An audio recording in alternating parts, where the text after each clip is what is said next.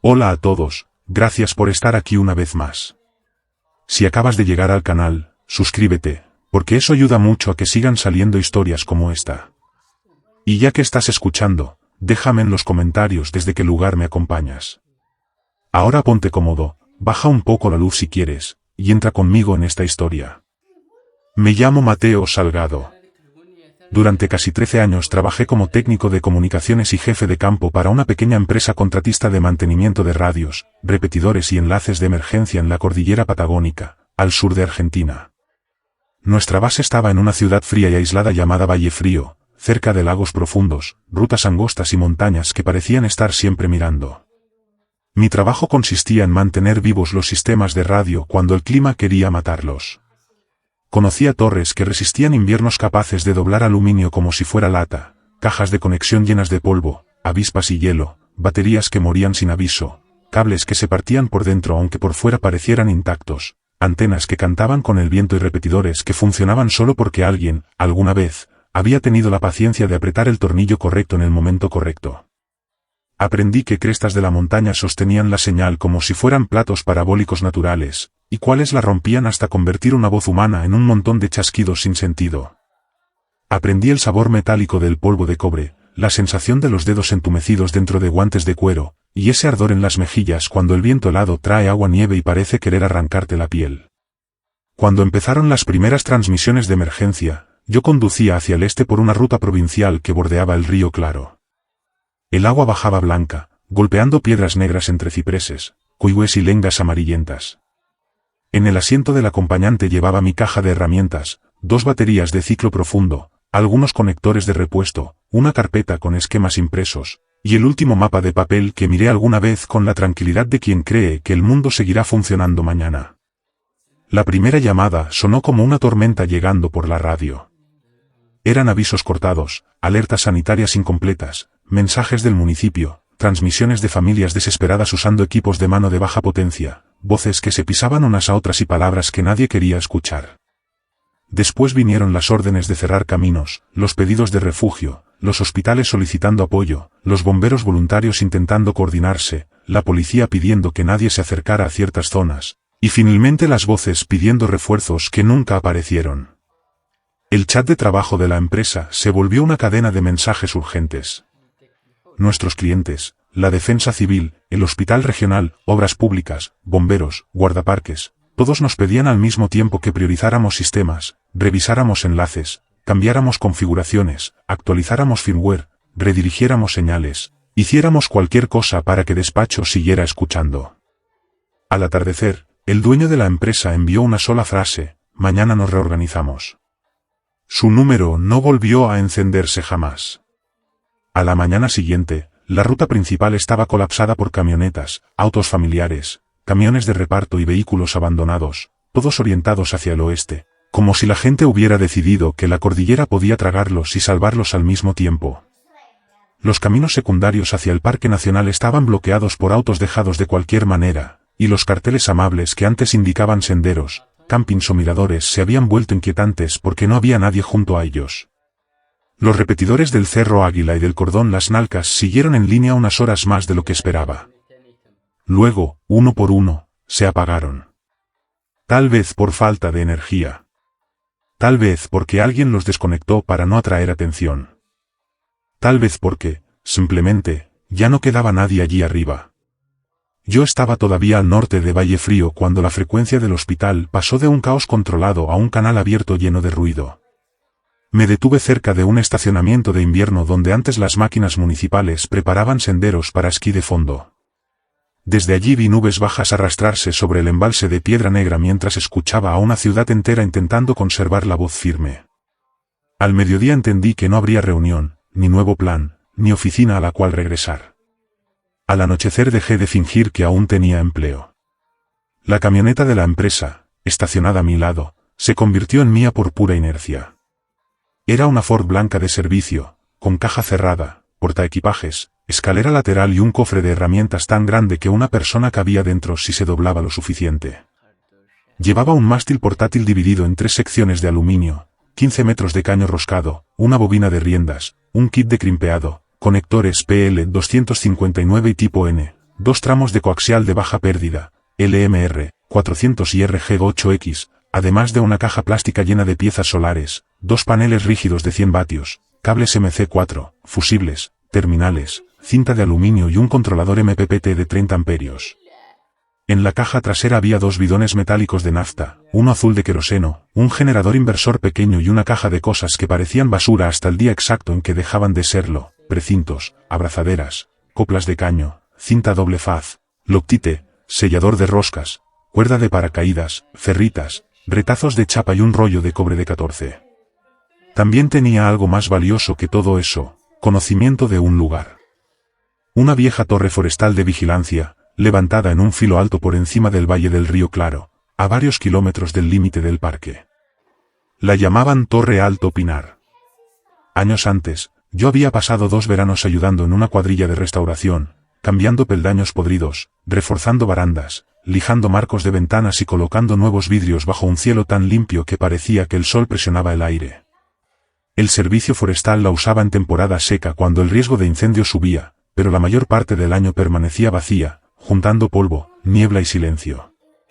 Yo conocía el sendero a pie, el camino de acceso, el pequeño galpón de mantenimiento escondido entre árboles bajo la torre, la trampilla del piso, el ruido del viento empujando por debajo de la pasarela como si quisiera entrar. Cuando acepté que aquello no era un corte temporal, fui hacia allí. Giré con la camioneta por un camino forestal y aparté ramas con el paragolpes hasta que la huella se volvió estrecha, casi una sola marca de barro con pasto creciendo por el centro. Llegué a un tramo lavado por una crecida, elegí la línea con cuidado y sentí las ruedas traseras patinar antes de agarrarse. Avancé tanto como me atreví, aparqué bajo unos abetos oscuros y apagué el motor. Escuché. No había otros motores. No había voces. Solo viento moviendo las copas. Era media tarde. Cargué una mochila de armazón con herramientas, 2 comidas, una lona, munición, guantes, una linterna, y até un bidón pequeño de combustible con una cuerda para colgármelo del hombro. Luego subí. La torre apareció sobre el filo como un dibujo de acero contra el cielo. 4 patas cruzadas, asentadas sobre bases de hormigón, con la casilla a unos 15 metros del suelo. La escalera inferior seguía allí, entera pero cansada, quejándose bajo mis botas. Abrí la trampilla con un destornillador plano que yo mismo había dejado escondido en el marco años atrás, subí a la habitación pequeña, de no más de 3,5 metros por 3,5 metros, con ventanas en todos los lados, y vi mis propias huellas en el polvo, todavía marcadas desde la última inspección que había hecho. La mesa de mapas seguía en su sitio. También el viejo anillo metálico del visor de incendios, pulido por generaciones de manos. La memoria de toda esa gente me detuvo un momento. Me apoyé en la mesa, respiré, y después dejé la mochila en el suelo y me puse a trabajar. La primera noche dormí sobre el piso de madera terciada, junto a la mesa de mapas. Desperté con luz azul entrando baja entre los árboles y el sonido de mi propio corazón demasiado fuerte. Preparé café en un hornillo de montaña junto a la ventana este y tomé mi primer inventario. 2 cajas de sopa en lata, una caja de verduras, un frasco de café instantáneo, una bolsa de arroz, una lata de sal, un bidón de agua de 20 litros casi lleno y otro más pequeño a la mitad. Era un comienzo, pero no alcanzaba para un invierno patagónico. Coloqué el generador inversor en la pasarela y pasé un alargue hacia una regleta dentro de la casilla. Conecté el cargador de mi radio portátil VHF/UHF, un equipo sencillo que yo había programado con repetidores locales, canales simplex, frecuencias meteorológicas y algunas de seguridad pública solo en recepción. La memoria interna de la radio se sentía como una casa con las luces encendidas, pero sin habitantes. Al mediodía ya tenía el primer panel solar amarrado por fuera de la ventana sur usando la baranda superior y 2 escuadras como anclajes. Atornillé el controlador de carga al marco interior con tornillos de yeso, porque no había nada más elegante a mano. Puse las 2 baterías AGM bajo la mesa sobre una alfombra de goma, ventiladas hacia la ventana norte con un tramo corto de tubo vinílico. Las conecté en paralelo, fusilé el lado del panel y el lado de carga, y me regalé una red pequeña. Era fea, pero funcionaba. Cuando la radio de mano estuvo cargada, la dejé escaneando y le conecté una antena telescópica cerca de la ventana mediante un champer BNC. Apilé 2 cajas plásticas bajo la ventana norte para improvisar un escritorio y pasé al trabajo grande, un transmisor de mayor potencia. En la camioneta tenía un transceptor móvil multibanda, no el más moderno, pero sí resistente, tolerante y confiable, de esos equipos que siguen permitiéndote hablar incluso cuando el mundo está roto. Pasé el coaxial por una rendija de la ventana, sellé el hueco con una toalla para cortar la corriente de aire y monté la unidad bajo la mesa de mapas. Para antena tenía una ground plane de 2 metros y 70 centímetros que podía elevar por encima del techo, además de una bobina de alambre para cortar un dipolo simple. Até una tuerca a una línea de albañil, la lancé sobre un soporte de la pasarela, y subí la ground plane hasta dejarla apenas por encima de la línea del techo. La guié con cuerda, revisé la relación de onda estacionaria con un medidor en línea y recorté el látigo apenas un dedo. La aguja cayó dentro de la zona segura. Entonces presioné el PTT en una frecuencia simplex clara. Torre Alto Pinar llamando. Alto Pinar en escucha en 146.520. Si alguien copia, responda. La estática es honesta. No finge. Llenó la habitación como agua. Registré la llamada en un cuaderno de tapa dura, fecha, hora, frecuencia, clima, y una nota absurda que decía que el café sabía como si lo hubieran guardado dentro de un taller de neumáticos. Escribí mi propio nombre solo para verlo sobre el papel. Luego anoté la primera línea que me sostendría durante semanas, Torre Alto Pinar operativa. Mientras la luz del día se desangraba, recorrí bandas y modos. Busqué la frecuencia meteorológica y escuché una voz sintética repitiendo avisos viejos, sin actualización. Alertas de viento fuerte que ya no importaban. En el canal de obras públicas no hubo nada. En la frecuencia de bomberos capté una transmisión cortada, sepultada por ruido, y después silencio. En bandas de radioaficionados escuché algunas voces lejanas, fuera de la provincia, tan breves que parecían sueños. Los pinos producían un sonido profundo con el viento, un rumor que a veces se parecía a una ruta llena de autos. Tuve que recordarme varias veces que no lo era. Esa tarde pasé a la seguridad. La parte baja de la escalera tenía que volverse desmontable. La estructura original usaba largueros atornillados y peldaños fijos. No tenía madera suficiente para construir otra solución, pero sí cable de acero, tensores, una polea, algunas piezas de ángulo y tiempo. Corté los 5 peldaños inferiores, dejando que los últimos 3 metros funcionaran como una escalera que pudiera izar. Sujeté un cáncamo bajo la pasarela y armé una línea de recuperación con polea y cornamusa, como en un bote. No era elegante, pero cuando tiré de la cuerda, el tramo inferior subió y quedó colgando fuera de alcance. Después reforcé la trampilla con una chapa de acero que saqué del techo del galpón de mantenimiento. El galpón quedaba unos 30 metros ladera abajo, un rectángulo bajo de madera, puerta pesada y 2 ventanitas. Usé el taladro inalámbrico para fijar una placa nueva de bisagra con tirafondos y agregué una vara interior que podía deslizarse de lado a lado. La trampilla cerró con un golpe seco que me calmó más de lo que quiero admitir. Revisé las bisagras 2 veces y apoyé la oreja contra la madera. La torre se mecía un poco. Siempre lo había hecho. La semana siguiente me transformó de visitante en cuidador. Cada mañana, a las 6:30, escribía una entrada en el registro, temperatura en la pasarela, presión barométrica, dirección del viento, 1 o 2 líneas sobre el cielo. Después hacía una vuelta de perímetro. Sin nadie que revisara mis decisiones, el ritual se convirtió en mi red de seguridad. Bloqueé las ventanas del galpón con malla de acero que la cuadrilla de restauración había dejado años antes. La fijé con tornillos autoperforantes y arandelas. Cambié el pestillo simple de la puerta por un candado más fuerte y escondí una llave dentro de una caja metálica de conexiones, detrás de un clavo oxidado, donde solo yo pensaría mirar. Dentro del galpón inventarié las cosas que guardan los edificios olvidados: aceite viejo, correas agrietadas, clavos torcidos que alguien había enderezado para reutilizarlos, un compresor oxidado con el regulador roto, herramientas retiradas, 4 latas de pintura, un atado de tejuelas de cedro y un tesoro inesperado, 3 bidones sellados de agua potable y 2 palas de nieve nuevas, todavía con etiqueta. De regreso en la torre, coloqué alarmas de movimiento hechas con objetos en los que confiaba. Radios pequeños a batería, configurados en box, conectados a zumbadores piezoeléctricos y luces. Una vibración fuerte en la base, un pie sobre la madera o una mano golpeando una rienda, sacudiría un cable colgante que tocaría el micrófono, activaría el box y dispararía la alarma.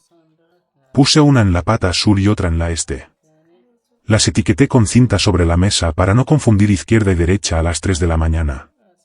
Terminé el sistema solar y añadí un segundo panel en una estructura inclinada que corté de listones de 2x4.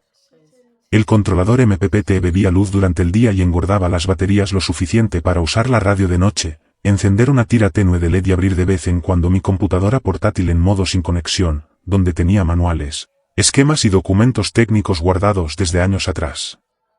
Soldé un PL259 nuevo a un tramo de RG8X. Pasé una segunda antena, un dipolo de alambre cortado para 40 metros, por la ventana norte, orientado este-oeste para favorecer lóbulos norte-sur. Armé un choque feo enrollando unas vueltas del cable afuera de la ventana y fijándolo con precintos. No habría ganado ningún concurso, pero la señal se limpió. Cada tarde hacía 2 llamadas programadas en frecuencias que operadores de emergencia podían monitorear cuando los sistemas normales fallaban. Usaba 146.520 para línea de vista local y una frecuencia HF conocida para intentos largos. Mantenía cada llamada corta, Torre Alto Pinar, Patagonia Norte. Un operador monitoreando. Disponible para tráfico limitado. Anotaba cada intento. La mayoría de las líneas decían, sin respuesta. El silencio empezó a hacer algo dentro de mi cabeza que todavía no me atrevía a nombrar, así que lo convertí en números. Abrí una página para lecturas de sonido. Me sentaba quieto durante 5 minutos y marcaba cada ruido no natural. Día 1, 3 cercanes, ráfagas golpeando la estructura, un helicóptero lejano, un chasquido que pudo ser un disparo o una rama. Día 5, solo viento. Día 8, un motor al ralentí durante unos segundos, luego nada, tan rápido que casi me convencí de que había sido el generador cambiando de carga, aunque el generador estaba apagado. El día 9 bajé con la camioneta para buscar suministros. Usé una barreta para abrir la puerta cerrada de una cabaña estacional de guardaparques a menos de medio kilómetro. Revisé cada cuarto de espacio y saqué lo que podía cargar sin despojar el lugar por completo. Me dije que estaba tomando prestados sin fecha de devolución. Dejé una nota sobre la mesa con la fecha, mi nombre, los objetos retirados y la frase, lo devolveré si es posible. Me llevé un bidón de agua, 2 frazadas de lana, mapas topográficos, una sierra de mano y una lata de café molido que se sintió como una fiesta. No toqué los recuerdos que no eran míos, fotografías familiares, una baraja sobre el alféizar, el dibujo de un niño donde una montaña sostenía un sol demasiado grande para la hoja. Eso lo dejé. La parte humana de mí todavía no tenía tanta hambre. El día 11 encontré detrás de la cabaña una sala de almacenamiento cerrada con un cartel pequeño, casa de motor. Dentro, bajo una lona, había un generador compacto, marca japonesa, carburador limpio, llave de combustible cerrada como correspondía. Parecía que alguien lo había drenado correctamente la última vez que lo usó. Lo llevé rodando hasta el galpón y por primera vez en días me sentí un poco menos pequeño. Esa noche, en la torre, atornillé una placa de acero sobre la trampilla y soldé un soporte interior para recibir una barra. Rocié espuma expansiva en las juntas para cortar corrientes de aire y metí piezas de aislante entre los marcos y las ventanas, justo donde al invierno le gustaba meter los dedos. Corrí una cuerda alrededor del perímetro interior y colgué frazadas como cortinas para que ninguna luz nocturna formara un halo alrededor de la casilla. Encendía una vela sobre una lata solo si estaba despierto y sentado al lado. Escribía todo lo que hacía para no olvidar ningún paso y empezar a improvisar ciclos que terminaran fallando en el peor momento. Los infectados llegaron incluso a la montaña. A veces los veía desde la pasarela, figuras moviéndose por el camino forestal con una rigidez que no correspondía al terreno, atraídas por sonidos como hojas empujadas contra una cerca. Los observaba pasar, los contaba y guardaba silencio. Aprendí lo que el viento hacía con el sonido en la cuenca. A veces una tos ladera abajo parecía venir de alguien justo detrás de mí. La primera vez que llegó un grupo organizado, se anunciaron con voces altas y el portazo de una camioneta. 3 hombres y una mujer, todos con camperas cosidas con parches que parecían recién agregados. Se pararon al pie de la torre y miraron hacia arriba. El que parecía líder juntó las manos frente a la boca y gritó, arriba. Somos gente tranquila. Vimos la antena. Necesitamos hacer una llamada. Nuestros compañeros tienen que saber dónde estamos. Yo estaba dentro, detrás de la ventana oeste, mirando por una rendija entre las frazadas. Mi corazón intentó correr, pero no tenía a dónde. Tomé el portátil y mantuve la voz plana. Este es un sitio de radio. Un solo operador. No es un repetidor de uso general. El hombre sonrió hacia una ventana donde no podía verme. Eso no funciona así, amigo. Solo necesitamos 10 minutos. Pagamos con combustible. Combustible era un idioma. Él lo habló como alguien que sabía cuánto compraba. Quise creerle. También quise conservar mis baterías, mi puerta con barra en la distancia entre ellos y yo. ¿Puedo tomar un mensaje?, respondí. Subiremos, dijo, como si ya lo hubiéramos acordado. Puso un pie en el primer peldaño. Detrás de él, la mujer mantenía la campera cerrada con una mano y con la otra sujetaba una carabina cerca del cuerpo. No la apuntaba. No hacía falta. No puedo recibirlos, dije. Estoy solo y pretendo seguir así. Dejen el mensaje en el suelo. Él subió otro peldaño. Entonces tiré de la cuerda y levanté el tramo inferior de la escalera, dejando 3 metros de vacío antes del siguiente peldaño. Miró hacia arriba, luego hacia el hueco, y soltó una risa corta, sin alegría. Si crees que no podemos trepar, no has visto lo que nosotros vimos, dijo. Tendremos cuidado. Solo pedimos energía y 10 minutos. Yo había construido alarmas. También había construido disuasión. No tenía granadas aturdidoras ni nada parecido, y no habría querido tenerlas. Pero sí había armado bengalas de señalización marina unidas a cuerdas que tirarían del percutor si alguien aplicaba tensión en los largueros. También tenía 2 bocinas de aire conectadas a presostatos recuperados de una bomba de pozo. Cuando vi movimiento más tarde, 4 figuras agachadas cerca de una pata de la torre mientras la última luz se retiraba de los árboles, cerré los ojos un segundo, los abrí y pasé a las contramedidas. Armé las bengalas, ajusté las bocinas con casi nada de holgura, cerré las cortinas, me tiré al suelo con la radio al pecho y esperé. Las bengalas arrancaron luz blanca de la línea de árboles durante unos segundos. Las bocinas gritaron. Alguien insultó. Y por un instante, el ruido humano sonó más peligroso que cualquier cosa infectada. La voz de la mujer cortó la confusión con una sola palabra, atrás. Luego un disparo partió el aire, dirigido hacia la parte alta de la torre, donde las antenas dibujaban líneas limpias contra el cielo. El vidrio de la ventana vibró, pero no se rompió. El mástil saltó como un diapasón golpeado.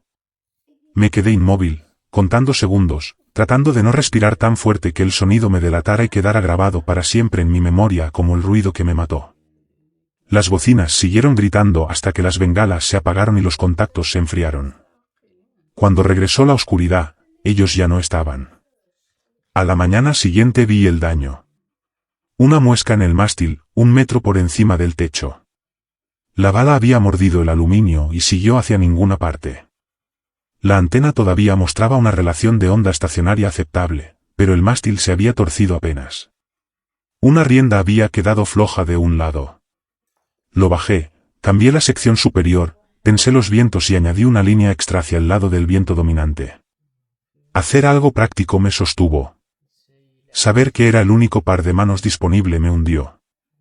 Después de eso escuché con más atención. Reduje mis llamadas nocturnas a la mitad.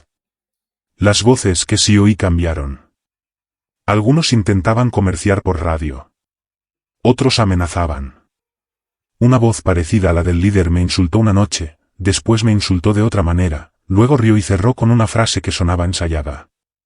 Al día siguiente, otra voz con la misma cadencia dijo que yo era egoísta, que me había negado a ayudar, que había hecho enemigos sin necesidad. Anoté la hora, la frecuencia y 2 cosas más, grupo con parches. No interactuar. El clima se adelantó. Un viento del sur metió frío en la torre durante todo el día y lo afiló al anochecer. Cerraba cortinas antes de la puesta del sol y usaba gorro de lana dentro de la casilla. Las baterías resistían el frío mejor de lo que esperaba, pero mis dedos no.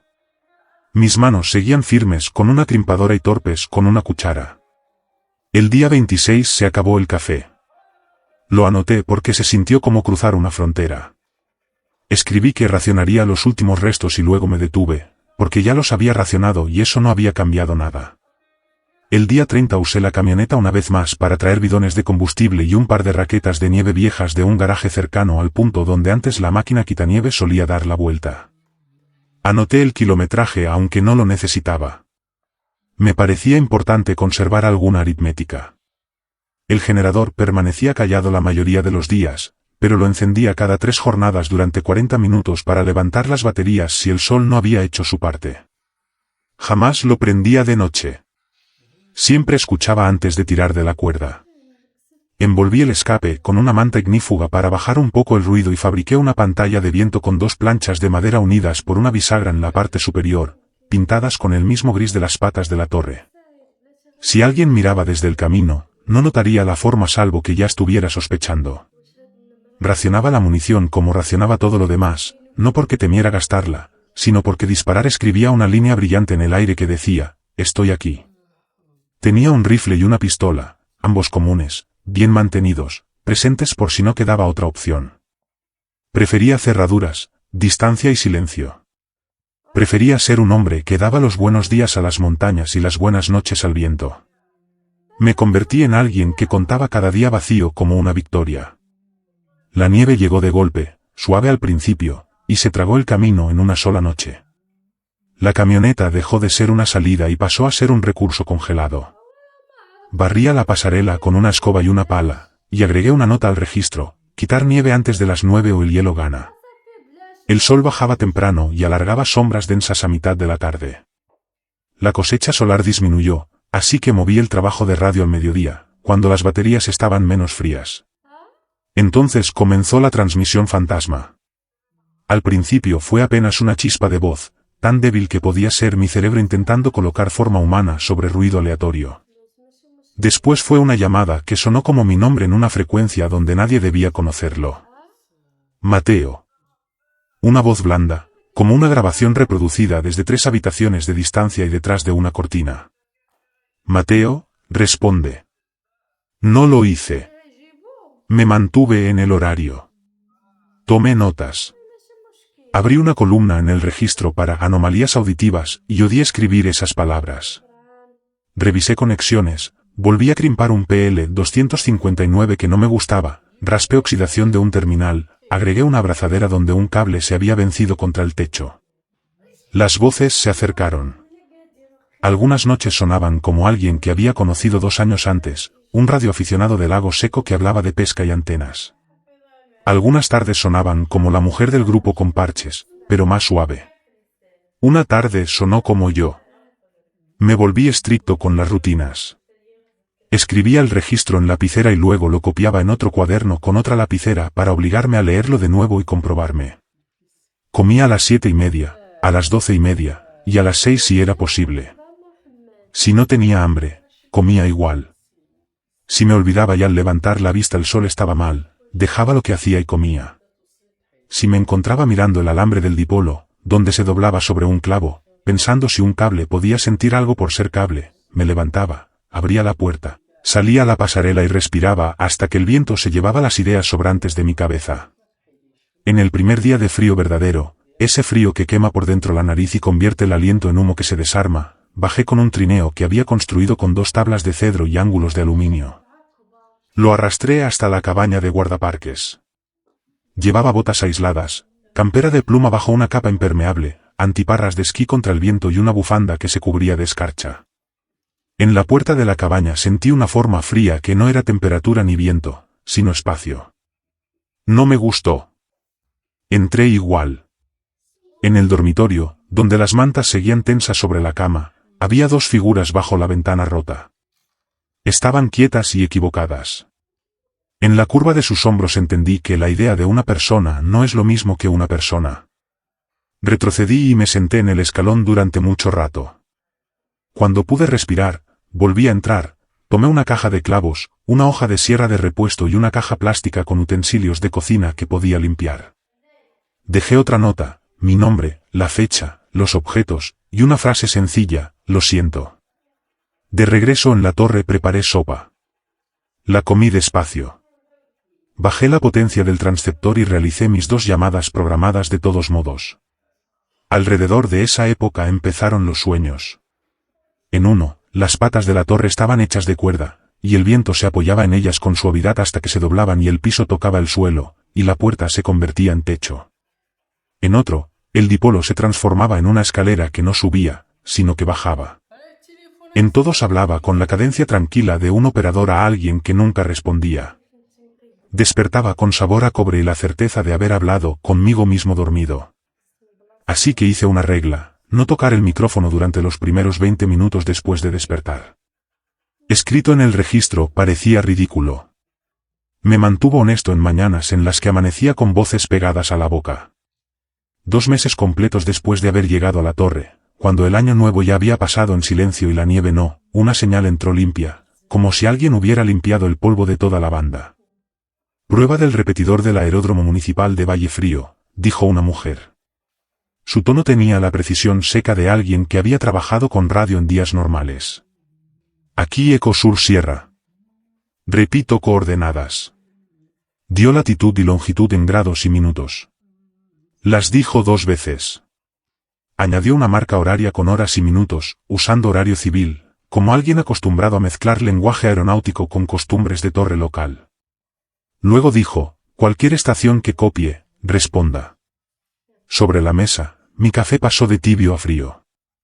Miré el reloj pequeño junto a la tira LED, después el cuaderno, después el equipo. Mi mano fue hacia el micrófono y se detuvo, temblando apenas. Esperé su segundo ciclo y entonces transmití a media potencia con la voz firme, aunque mi corazón sonaba tan fuerte como los ventiladores del equipo. Estación que llama, aquí Torre Alto Pinar, Patagonia Norte. Copio coordenadas y hora. Confirme horario de transmisión. Hubo una pausa, de esas que cargan una habitación entera de decisiones. Torre Alto Pinar, aquí Eco Sur Sierra. Transmitimos a la hora exacta y a la media durante horas de luz. Si no está local, descarte. Si está local, informe estado y capacidades. No dijo su nombre. No dijo nada que pudiera ser desmontado y usado contra ella. Era buena práctica. Era la voz de alguien que entendía que la información es carga. Eco Sur Sierra, aquí Alto Pinar, dije. Local suficiente. Energía de batería estable. Clima frío y despejado. Un operador. Puedo copiar y retransmitir mensajes limitados. Sin apoyo adicional. Ella preguntó, ¿tiene vehículo? Respondí, tenía. Ahora tengo nieve. Copiado. La pausa fue más corta. Si puede, mantenemos ventana de escucha a las 10 y a las 20. Su forma de decir la hora fue simple, cuidadosa, como una mano en el codo guiándote sin tirar. ¿Entendido? Dije. Escucharé. Entonces preguntó, Torre Alto Pinar, ¿cuándo fue su último contacto humano? 3 semanas, respondí. Solo visual. Copiado. Manténgase seguro. La portadora cayó. Solté el aire y recién entonces comprendí que lo había sostenido durante la mitad de la conversación. Anoté la hora, las coordenadas y 2 palabras, es real. La confirmación es una droga. Calienta más rápido que una estufa y luego te deja las manos temblando. Me revisé revisando el equipo, solo para tener algo que hacer que no fuera sentir. Medí la ROE de la Groundplane y del dipolo. Limpié los contactos de las baterías con un cepillo de alambre envuelto en cinta para no llenar de polvo la casilla. Miré las coordenadas de nuevo y luego el mapa de papel, porque la batería de la computadora era demasiado valiosa. El punto cayó justo donde esperaba. El aeródromo municipal de Valle Frío, una pista chica al sur de la ciudad, con hangares viejos y una fila de hangares entre donde antes los pilotos de fin de semana guardaban Cessnas, Vipers y avionetas de fumigación retiradas. No era el aeropuerto regional grande. Era el campo chico donde el club aeronáutico hacía desayunos con tortas fritas los domingos. 40 y tantos kilómetros al sudoeste por ruta, más por nieve. Cuando volvió la hora, ella transmitió otra vez. No respondí. La segunda vez sí, Torre Alto Pinar copia. Mantuve todo simple. Ella repitió el horario. Lo anoté junto al viento, la temperatura y el barómetro. Se volvió parte del día. Cada tarde, en esa ventana, ella daba coordenadas. A veces agregaba una palabra, despejado, sin cambios, agua disponible. Nunca decía cuántos eran ni qué ocurría de noche. Nunca preguntó mi apellido. Preguntó una vez si me había enfermado. Dije que no. Yo no le pregunté si ella sí, porque si la respuesta importara, ya me lo habría dicho, o yo lo habría escuchado en su forma de hablar. La radio no es suero de verdad, pero revela más de lo que creemos. Al final de esa semana tenía un plan. La batería de la camioneta había muerto por el frío. Podía usarlas de ciclo profundo para arrancarla, pero el camino estaba enterrado y el primer ventisquero era una pared de más de 1 metro. Así que caminaría. 40 kilómetros en invierno es una estupidez. 40 kilómetros con descansos, depósitos, trineo y método es trabajo. Lo convertí en trabajo. Desarmé 2 tablas de 2x6 y reforcé el trineo. Atornillé tablas plásticas de cortar en la base como patines. Agregué un travesaño de madera para el arnés y una cuerda lo bastante larga para inclinarme contra ella. Medí mi paso con raquetas de nieve y corté 2 tubos de PVC para que el trineo no chocara contra mis talones. Lo cargué pesado, luego más liviano, hasta encontrar un peso que no me robara toda la fuerza en el primer kilómetro. Empaqué una carpa, 2 bolsas de dormir una dentro de otra, un aislante de celda cerrada, hornillo, combustible, comida real para 3 días, olla para agua, purificadores, medias extras, guantes, gorro, capa media, pala, sierra, frontal, pilas, kit de reparación con agujas, hilo, cinta, precintos y demasiadas formas de encender fuego. Para radio llevé el portátil con batería de repuesto y una antena J-Pol enrollable que podía colgar de un árbol. Dejé el equipo grande. Dejé el generador. Tomé un panel solar pequeño capaz de cargar el portátil si el sol ayudaba, y un cable para alimentarlo desde el pequeño cargador termoeléctrico del hornillo si no. Preparé 2 depósitos. El primero en la cabaña de guardaparques, combustible, una bolsa de comida, una nota para mí mismo que decía, dormir aquí si es posible. El segundo en un tronco hueco medio día más abajo, hacia el cruce donde la ruta municipal se volvía confiable en inviernos normales. Marqué cada depósito con una estaca pintada de rojo con la pintura vieja del galpón, luego oculté la marca con ramas, para que solo yo pudiera notar cómo se asentaba la nieve. La última noche antes de salir, el viento trajo un olor a hojas secas demasiado temprano para la estación. Salí a la pasarela y vi el cielo parpadear sobre la cuenca hacia Valle Frío. En algún punto abajo, un incendio había encontrado madera nueva. Imaginé las vigas de un supermercado probando el fuego. Imaginé plásticos volviéndose humo. Entré, lo escribí y después borré 3 adjetivos para que el registro dijera solo lo que había visto. A las 6:30 de la mañana hice mi última rutina en la torre. Revisé riendas, sacudí la cuerda de la escalera, inspeccioné las patas por si había grietas nuevas, golpeé el hielo del marco este, limpié la nieve de mis botas y barrí para no meter hielo dentro. Medí las baterías, 12,6 voltios en reposo, suficiente para mantener vivo el balizamiento mientras no estuviera. Programé el equipo grande para emitir un identificador automático a cada hora, baliza automática Torre Alto Pinar.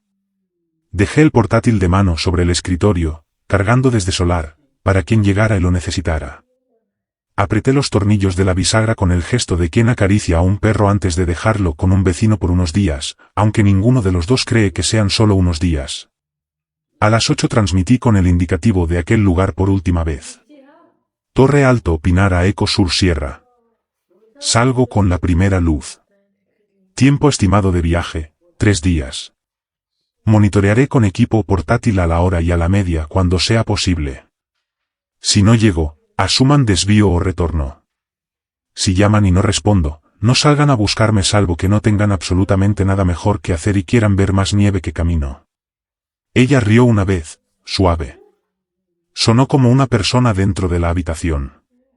Copiado todo, Alto Pinar. Escucharemos. Dejo una baliza aquí, dije. Si alguien llega, sabrá hacia dónde fui. Si escuchan voces hostiles en frecuencia, ignoren mi indicativo si les ayuda. Copiado, dijo. Luego, Después de una pausa pequeña y cuidadosa, agregó, manténgase seguro, operador. Pude haberle preguntado su nombre entonces. No lo hice. Los nombres son regalos. Ya nos habíamos dado todo lo que estábamos dispuestos a dar, y un poco más. Apagué el equipo grande, dejando solo el programador en el consumo más bajo posible. Limpié el escritorio con un paño como si alguien fuera a verlo y juzgarme. Escribí una entrada final, clima, hora, voltaje, que había comido un desayuno completo porque necesitaría energía, y que llevaba comida que quería comer además de comida que me convenía, porque la moral importa. Dejé la lapicera ordenada a la izquierda, como si esa orientación pudiera ayudar al próximo a sentir que algo aún tenía sentido. Me puse los guantes, ajusté los puños de la campera, levanté la trampilla y salí a la pasarela con la mochila y la cuerda del trineo sobre el hombro.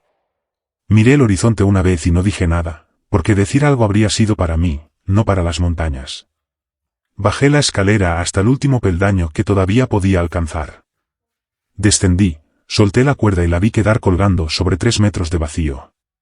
Fui al galpón, lo cerré, dejé la llave en la caja metálica detrás del clavo y borré mis huellas con nieve por costumbre más que por fe. Salí de la plataforma compactada frente a la torre y entré en polvo blanco que primero me tomó la espinilla, luego la rodilla, hasta que las raquetas encontraron su trabajo.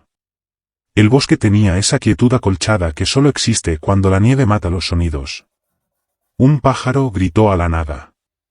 El trineo siseaba y crujía. El primer kilómetro fue el más difícil, porque todo primer kilómetro empieza en el segundo. El sendero dobló hacia la cabaña. Una forma se movió entre árboles. Luego otra. Me detuve y controlé la respiración. 2 infectados, lentos en nieve profunda, giraron hacia el sonido de mis patines. Di un paso atrás y luego otro hacia adelante, porque retroceder no era un plan. Se inclinaron hacia mí, después perdieron interés cuando el viento cambió y llevó mi olor hacia arriba en vez de hacia ellos. Me quedé inmóvil hasta que volvieron a ser sombras entre troncos. Al mediodía llegué a la cabaña y usé el porche como protección contra el viento para hervir agua. Escribí una nota y la dejé sobre la mesa bajo un libro para que no volara con alguna corriente. Paso hacia el aeródromo municipal. Si encuentra esto y va para allá, escuche a la hora y a la media. Si encuentra esto y decide quedarse, la baliza de la torre puede guiarlo. Coma, beba y sea cuidadoso. Dejé una segunda copia clavada en la puerta. Hice el segundo depósito junto al tronco hueco, marqué otra vez con la estaca pintada y enterré la señal bajo ramas. La luz se volvió plana. Tomé rumbos de árbol a árbol en vez de confiar en siluetas lejanas, porque el bosque se cerraba y el camino corría bajo la nieve como si hubiera elegido otra ruta. Confié en el mapa de mi cabeza y luego lo confirmé con el papel. Me equivoqué en una curva donde un zigzag parecía un corte recto, y corregí un cuarto de kilómetro más adelante cuando la pendiente dejó de sentirse correcta. Reinicié mi cuerpo contando 50 pasos y pausando 10 respiraciones. Bebía aunque no tuviera sed, que siempre se siente tonto cuando es inteligente.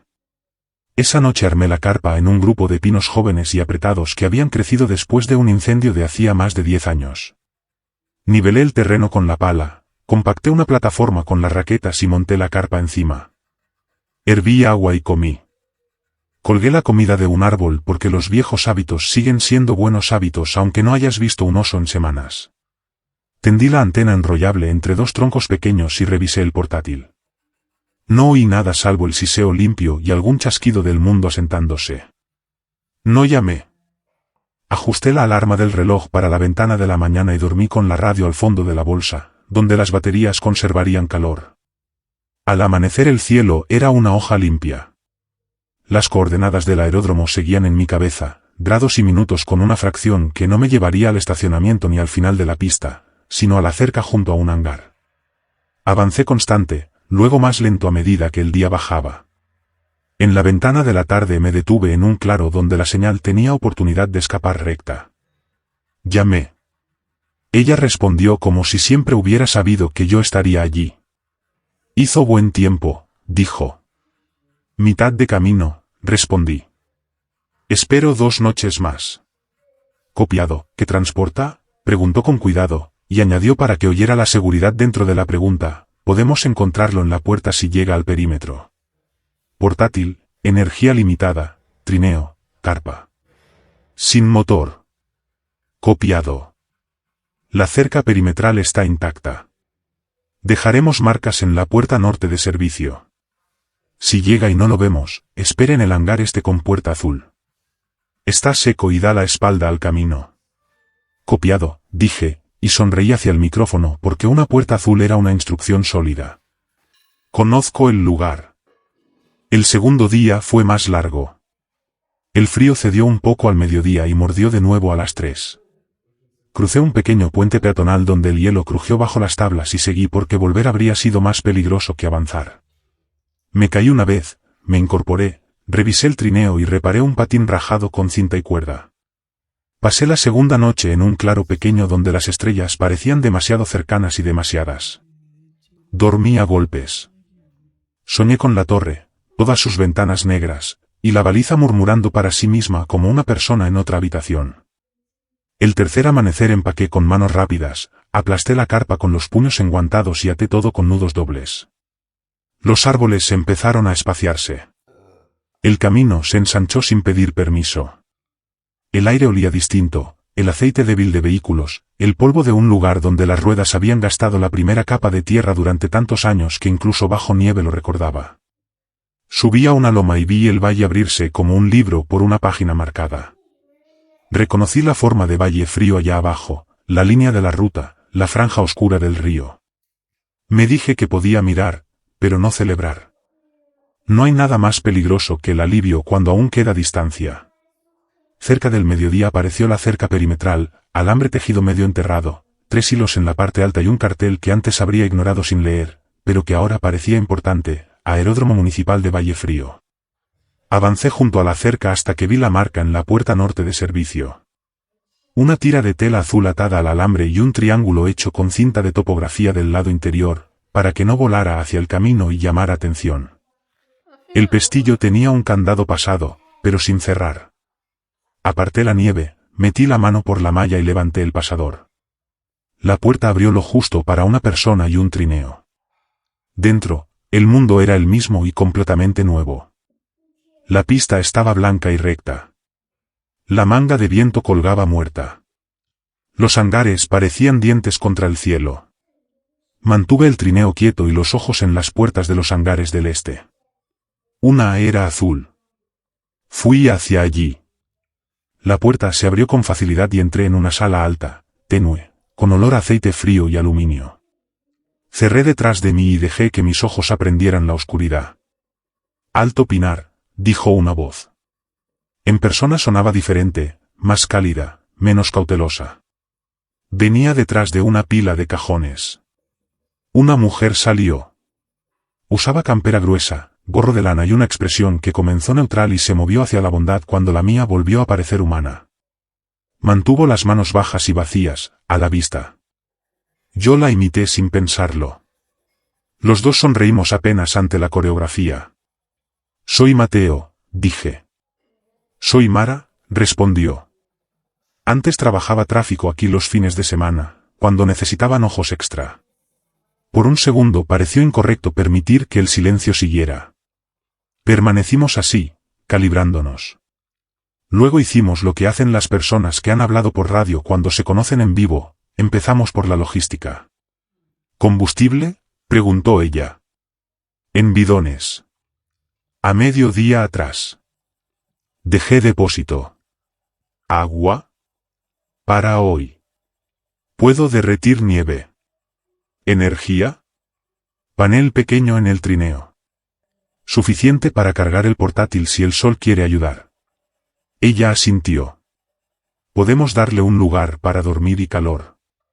Podemos compartir lo que oímos. Monitoreamos VHF para aire y UHF para tierra. No podemos alimentar mucho, pero mantenemos horarios. Somos 3 aquí. Conocerá a los otros cuando confíen en sus ojos. Dejé una baliza, dije, y oí cuanto de mí seguía arriba, en la torre, con el zumbido del equipo y el cuaderno lleno de mi letra. Dice lo necesario si alguien llega. Bien, respondió simplemente. Asentí. Esperé llorar y no lo hice. En cambio, Saqué una bobina de cable de la bolsa del trineo y la dejé sobre el cajón más cercano. Puedo ayudar a limpiar sus rutas de señal, dije. Haremos que este lugar suene como si hubiera sido construido para durar para siempre. Mara exhaló como alguien que ha estado sosteniendo el aire sobre una llama abierta. Hagámoslo, dijo. Pasamos la tarde guiando cables por las vigas altas del hangar, limpiando conectores con alcohol, cubriendo grietas con cinta autoamalgamante, agregando curvas de goteo donde el agua pudiera querer obedecer a la gravedad. Ella me mostró una lista escrita en letra de imprenta prolija, frecuencias, horarios, llamadas de aviación general que había oído, algunas señales terrestres desde techos cercanos, la comunicación diaria de alguien hacia Lago Seco que usaba un horario parecido al mío, y una voz que tembló una vez y luego se sostuvo. Al atardecer subimos a la pequeña sala de observación sobre la oficina y miramos la pista. La luz se volvió rosa. El aeródromo contuvo la respiración.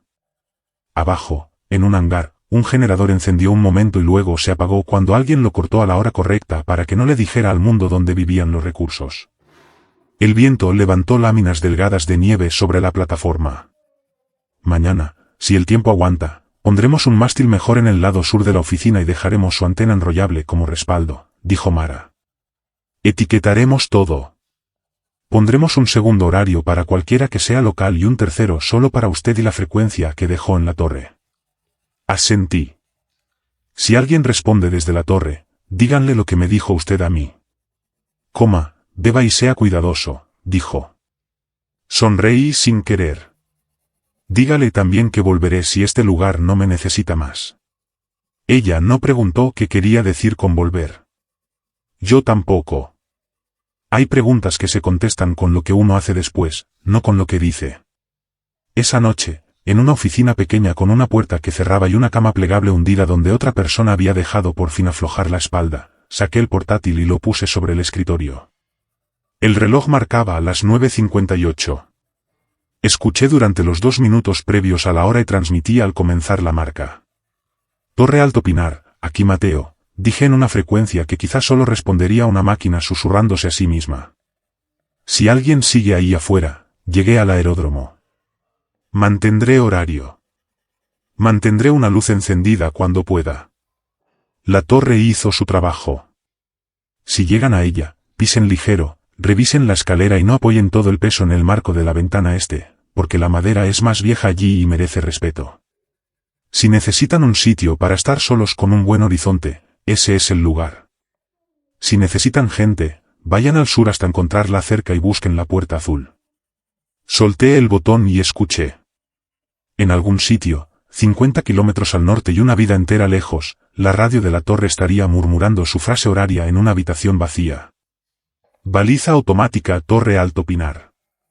Ese sonido vivía en mi cabeza como un ventilador silencioso de verano, manteniendo la casa a una presión constante que solo notas cuando se apaga. Dejé el portátil sobre la mesa y me recosté en la cama. Mis músculos se desenrollaron uno por uno. Pensé en la trampilla cerrada, la escalera colgando, la malla de acero del galpón, las notas dejadas en 2 lugares para personas que quizá nunca las leerían. Dejé que la imagen permaneciera hasta suavizarse y convertirse en un hecho en vez de una pérdida. La mañana traería una lista, tensar riendas, plantar un mástil, pasar coaxial, escribir un horario tan claro que cualquiera pudiera ejecutarlo, revisar la cerca con ojos nuevos. El trabajo es el mejor argumento contra el miedo que he encontrado hasta ahora. Haría ese argumento cada día que pudiera, hasta que el mundo se volviera tan silencioso que ya no necesitara mi voz, o tan ruidoso que terminara ahogándola. Hasta entonces llamaría, escucharía y lo escribiría todo. Al amanecer salí al frío y vi la primera luz tocar la cresta sur. En algún lugar hacia el norte, a 15 metros sobre la nieve, una habitación pequeña con ventanas en todos sus lados retenía calor sobre una mesa de mapas que yo había limpiado antes de irme. Un cable delgado colgaba de ventana a soporte con precintos que quizás resistirían otro invierno. La baliza hablaría a la hora y a la media como un latido que recuerdas aunque no puedas oírlo. Las montañas seguían allí. El aire seguía afilado. El viento seguía hablando en las copas del mismo modo en que lo había hecho cuando dormía junto al visor de incendios y confundía ese sonido con una ruta llena de autos. Incliné la cabeza hacia el norte y dije las únicas palabras que encajaban exactamente en el espacio donde debían estar. No presioné transmitir. No lo necesitaba. Torre Alto Pinar cerrando transmisión, murmuré. Si alguien sigue ahí afuera. Gracias por escuchar esta historia. Si te gustó, deja tu apoyo, suscríbete y comparte tu opinión en los comentarios. Tu ayuda permite que sigan llegando relatos como este. Hasta la próxima, mantente alerta, mantente a salvo y nunca ignores esa sensación extraña de que algo te está observando desde la oscuridad.